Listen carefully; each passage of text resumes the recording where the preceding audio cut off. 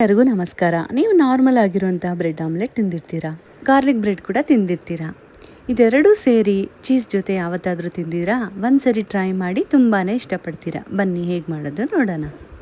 ತಂಪು ತಂಗಾಳಿಯು ತಂದಾನ ಹಾಡಿತ್ತು ಕೇಳೋಕೆ ನಾ ಹೋದರೆ, ನಿನ್ನ ಈ ಸರಿಗಮ ಕೇಳಿತು, ಸಮ ಸಮ ಹಂಚಿತು.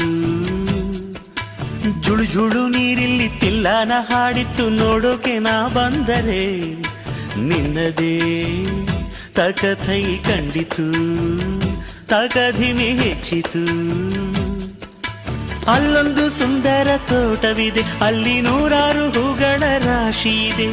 ಇಲ್ಲೊಂದು ಪ್ರೀತಿಯ ಹಾಡು ಇದೆ, ಇಲ್ಲಿ 10 ಮೆಚ್ಚಿನ ಸಾಲು ಇದೆ.